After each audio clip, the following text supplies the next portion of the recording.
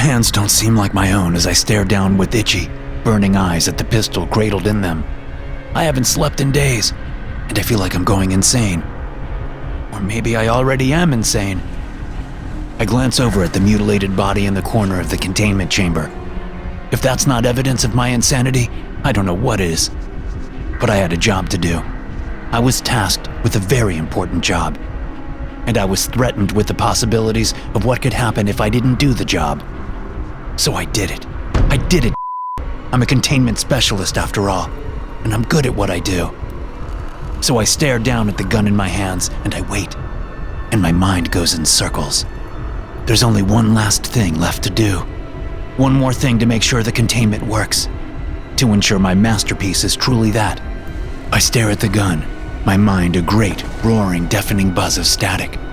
The minutes pass. I close my eyes. It feels so good to close my eyes. Julius? The voice is clear as a bell, and so is the fear in it. I smile and open my eyes. Shut the door, will you? I say to Ross as we walk into my office. Ross shuts the door and takes one of the two seats in front of my desk, throwing himself down as if he hardly has the strength to stand any longer. I know how he feels. This latest project has been the very definition of a marathon. He brings one slender finger up and jams it between his necktie and his shirt collar, loosening the tie and then bringing his thumb into the fold to unbutton the top button. Damn, he says. I can't wait to get some sleep in my own bed. You can't wait, I say, crouching to unlock one of my bottom desk drawers. You're a young man. Wait until you're in your 40s. I can't believe I haven't had a heart attack yet. Ross chuckles as I pull out the bottle of tequila and 2 glasses. I pour us a couple of drinks and then take a seat in the other visitor's chair. I'm technically Ross's boss, but that relationship is on pause while we celebrate our success. Yet another SCP safely contained. For now, we're just 2 coworkers who've just finished a project and are taking a much-deserved breather. We clink glasses and drink. How's everything at home? I ask after a few moments of silence.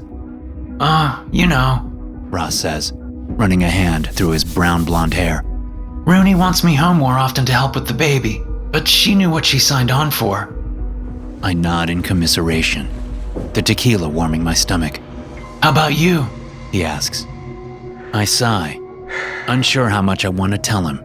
But something about the tequila and the exhaustion has turned my I don't give a damn meter up a few notches. Colleen knew what she signed on for too, but after so many years of it, she's almost at her breaking point. I'm kind of surprised she hasn't asked for a divorce yet. Oh, Ross says, shocked. Damn, I had no idea. A sudden regret makes me question my decision to tell him. No turning back now. Well, I've got the next 3 days off. Plus, I'll be taking the month of May off. I've already cleared it with 056. Let me tell you though, it was like pulling goddamn teeth, even just to get 3 days off. Ridiculous. Ross sips his tequila and stares down into his glass. It only gets harder, doesn't it? He asks without looking at me.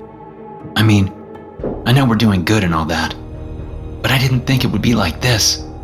It's like working in some giant, faceless corporation. They clearly don't give a shit about us. I open my mouth, but don't say anything. I'm caught between wanting to lie to the kid so he'll stick around and telling him that he's right, and to get out while he can still start another career. My laptop pings with a new email notification. Thankful for the distraction, I get up and move around the desk. I set my glass of pale amber liquid down to unlock the computer so I can open the email. When I read it, my entire body tenses up. You've got to be fucking kidding me. What's wrong? Ross asks. They just gave me a new assignment, I say, fresh anger rushing through me. And they're giving me 5 days to get it done. No 3 days off? Ross asks. I shake my head, clenching my teeth. Damn, Ross says. That's messed up. I sit down in my desk chair and finish off the rest of the tequila, rereading the email. You going to need my help? Ross asks. In my rage, I almost forgot he's still there. No, I say. This one's just for me. Go home before they put you on another project too. You sure? I can stay. Go home, Ross. This is your boss talking now. Ross tries to put on a sorry face, but it's clear he's relieved. I don't blame him. He leaves the glass on my desk and heads out, closing the door behind him. I reach over and down the last gulp of liquor from his glass, and then turn back to the computer again to read the email for the 4th time. From Attendant JL to Julius Green. Mr. Green, 056 has requisitioned your assistance with the containment of a classified anomaly. Further context is attached to this message. You are to drop all existing projects and focus all your efforts on this task. Note that this anomaly is classified pitch black in terms of information control. As a result, the following measures will be taken upon your completion of this task.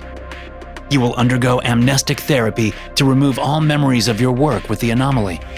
You will be subject to additional cognito agents designed to prevent you from reasoning what you have been doing during your missing portion of memory. You are expressly forbidden from discussing your work with any colleagues. If this directive is not followed, severe consequences will ensue, including possible termination of language privileges. The anomaly you are working on will not be listed in any Foundation database, and you will not receive credit for your work. You have 5 days from the time of this email to complete the task. 056 awaits your agreement to these terms. Reply at your earliest convenience. Fucking Attendant JL, I mutter. I know he's running the show up there. Everything is ostensibly from 056, but Attendant JL does much of the micromanaging. He's had it out for me ever since I called him out for being full of shit during a group meeting once. He was talking out of his ass, pretending like he'd researched the SCP in question when it was clear he hadn't. So I called him out, embarrassing him in front of everyone. I thought he would end up getting demoted, but he didn't. Ever since then, he's been out to make my life miserable. He could have easily gotten some other senior containment specialist assigned to this case, but he didn't. He chose me. Plus, he hasn't given me much to work with. I don't even know what object class the thing is, much less its anomalous properties. So I quickly draft an email telling him that I have the next 3 days off and won't be able to do this project. I tell him that 056 has already cleared the days off, and I hit send, lucky not to break my mouse as I do so. I stand up and quickly grab my jacket, thinking I'll leave before he has a chance to respond. My shift is over. I'm done. I'm going home. But as I move toward the door to my office, my desk phone rings. I hang my head as it continues its shrill interruption. Then I look up at the camera in the corner of the room. I already know who's on the phone. And I know what will happen if I just leave now. Hell, he'll probably have a security officer stop me from leaving anyway. I stalk back over to my desk and pick up the phone. What? Mr. Green, Attendant JL says. 056 has rescinded your request for 3 days off and is prepared to rescind your month's vacation if you do not cooperate. Now, please get to work. You have approximately 4 days and 23 and a half hours left to finish the task. I squeeze the handset until my hand hurts. With all due respect, I need something more. I don't even know what I'm containing. I need more information before I can determine containment procedures. Secrecy is one thing, but if you're going to amnesticize me anyway, why not tell me so I can get the job done quickly? Negative.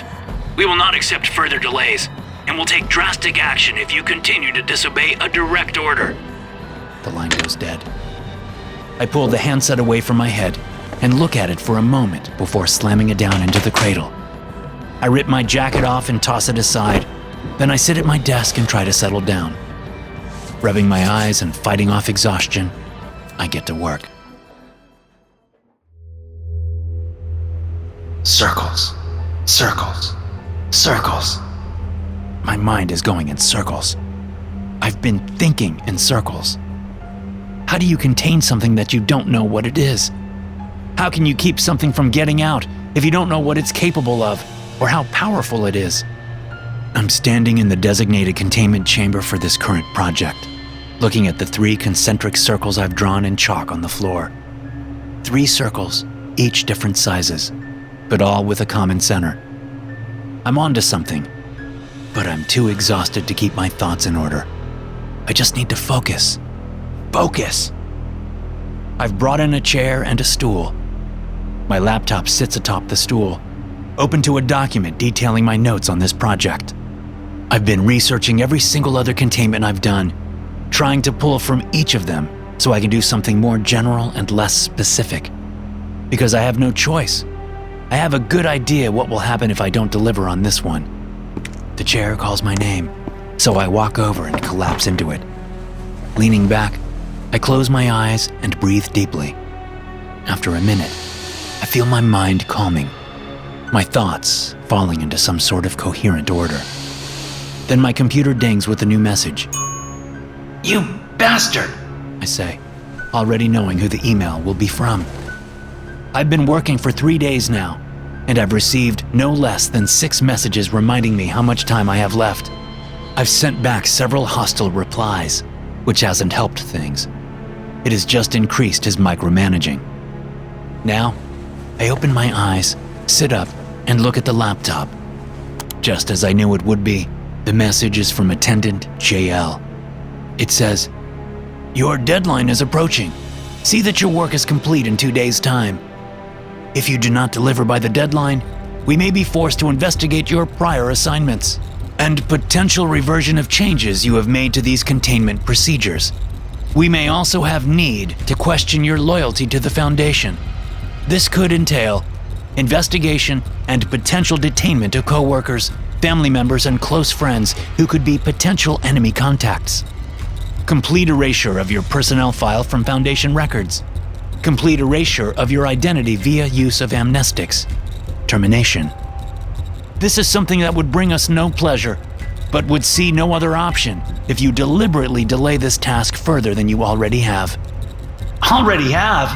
I say out loud. Already fucking have? I still have 2 days, goddammit! I haven't delayed shit already, you spineless...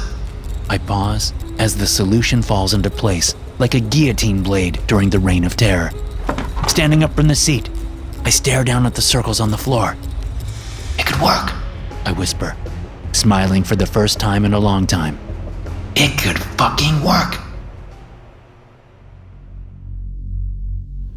Circles. Circles. Circles. The elevator door slides open. Attendant JL flinches in surprise as he sees me, his dark brown eyes widening at the sight of his old nemesis waiting in the elevator.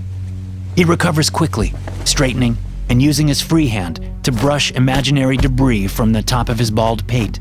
He has a designer jacket thrown over his left forearm, a match to his expensive suit, complete with a silk tie and a luxury suit vest. What are you doing? You're not supposed to be in this elevator. I smile. It makes me feel like I have broken glass rattling around in my skull.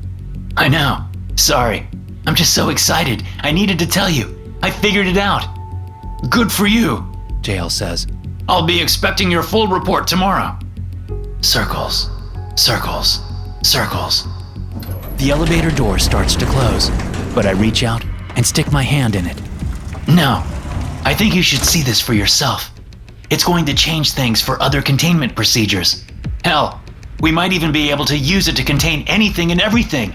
No more wasting hundreds of man-hours trying to tailor containment to specific anomalies. Just use this one and be done with it.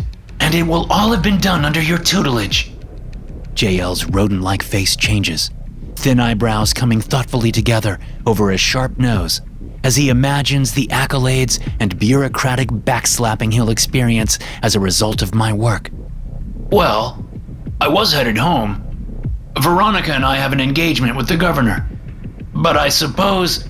Oh, you're going to want to see this. I'll give you the rundown. Circles. Circles.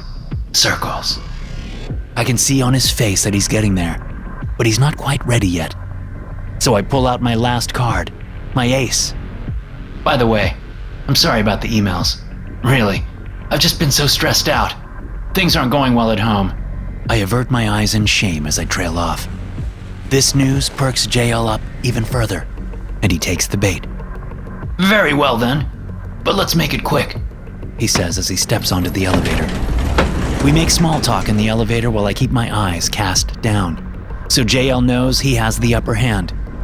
We get off at subfloor 9 and walk down the mostly empty hallway. I direct him to the containment chamber I've been working in.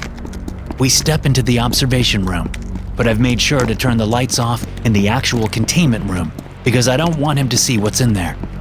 Circles, circles, circles.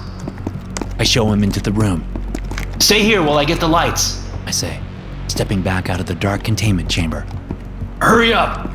Yes, sir. After turning on the lights, I grab the axe I freed from a fire suppression panel in the emergency stairwell. It was lying on an unused desk, hidden by my jacket. I step back into the containment room and pause behind JL, who studies the circles. Circles, circles, circles. What the hell is this? He asks, still not turning around. I hold the axe in both hands, ready to use it when the time is right. Well, I say. The first circle is a mixture of industrial-grade chalk and grain. The second is made of cement and pigeon blood. I pause, thinking of circles, seeing circles, going round in circles. Yes? And what's the third one made of? JL asks. Well, the third one's not done. That's the most important one. And it just needs one more ingredient. Then, once I add that and do a few other things, it will be ready for the anomaly. JL says. Is this really why you brought me down here? Some cockamamie scheme to contain this SCP with chalk, grain, and pigeon blood? He turns around in exasperation. As he sees the axe in my hands, he drops his designer jacket to the floor and looks at me like I just shit in his pants. You're forgetting the final ingredient! I shout as I raise the axe overhead and then send it scything down toward his head. He gets his hands up to block the hit, but it only delays the inevitable. He falls to the floor, screaming and looking at his now mangled hands. You're forgetting human spinal fluid! I shout, this time burying the axe blade in his head. Several hours later, I'm sitting in the room and looking at the finished product, waiting for the final confirmation that I've done my job to the exacting standards of 056. JL's body is in the corner, just a heap of dead flesh, minus the spinal fluid, which I extracted soon after his death. I'm still thinking in circles, but I can feel the end coming. I know this will work. I know it will because I'm good at my job. But I can't relax until I'm sure. I can't relax just yet. Just a little while longer. The hands don't seem like my own as I stare down with itchy, burning eyes at the pistol cradled in them. I signed it out of the armory earlier today, before I went to get JL. Senior researchers can get pretty much anything they ask for, within reason. I could have gotten a D class down here for the final ingredient. Hell, I could have had someone else do the dirty work of extracting the spinal fluid. But I don't think that would have worked. It had to be this way. It had to be special. There's only one last thing left to do. One more thing to make sure the containment works. To make sure my masterpiece is truly that. I stare at the gun, my mind a great, roaring, deafening buzz of static. The minutes pass. Circles, circles, circles. I close my eyes. It feels so good to close my eyes. Julius? JL's voice is as clear as a bell, and so is the fear in it. I smile, and I open my eyes and look to the center of the circles. There he is, standing there in the smallest circle, the one with his spinal fluid mixed in with the chalk border. He has no injuries. His hands are intact. So is his head. What the hell have you done to me? He asks, voice rising with indignation. I stand up and point with the pistol over to his body in the corner. That's what I've done to you. Oh dear God, he says, and tries to step out of the circle, but he can't. It's as if there's an invisible wall there. What have you done? He asks, tears streaming down his face. I give him a minute, standing well outside the outer circle. I don't want to mess anything up. I watch as JL collapses to his knees and balls. All I can think is, circles, circles, circles. Finally, when the waterworks are slowing down, I ask him, what needs to be done? What? He asks, looking like he'd forgotten I was in the room. What are you talking about? You know, I say. What needs to be done? How is the containment? Is everything in order? Something like knowing comes into his face, which loses its grimace as he stands up and looks at me. Everything is in order, He says. Containment is successful. Great, I say, smiling wanly and pointing the pistol at him. I knew it would work. Julius, no! JL screams. No, please! Sorry, I say. this is just the way it works. You should be happy. You're doing your part. Your loyalty to the Foundation is not in question. JL falls silent as the full weight of his situation dawns on him like an atomic bomb flashing on the horizon. I smile. Circles. See you next month. I pull the trigger, executing JL for the second time in a day. His body thumps to the floor and then disappears. He'll be back in a month to advise whoever is in charge of this SCP on whether anything needs to be replenished. Then you'll have to be killed again. That's just the way it works. I leave the containment chamber, stopping in my office to send the final report to 056, complete with the whole truth of what I've done and how I've done it. When I hit send on the report, I sink back into my office chair, and then I think about circles. And circles. And circles. Until I think no more. SCP-5101 is a set of anomalous containment procedures which, when properly enacted, prevent any entity within its boundaries from interfering with the outside world. Prevent any sentient entities in the outside world from interfering with that which is contained. Due to the lack of information on how SCP-5101 operates and the suspicious nature of its creation, it has been denied redesignation as Thaumiel and is instead currently being used to contain itself. Hey guys, thanks for listening. Be sure to subscribe to the podcast for more SCP stories like this one. You can also check out some more episodes from the SCP Experience podcast here. I'll see you in the next one.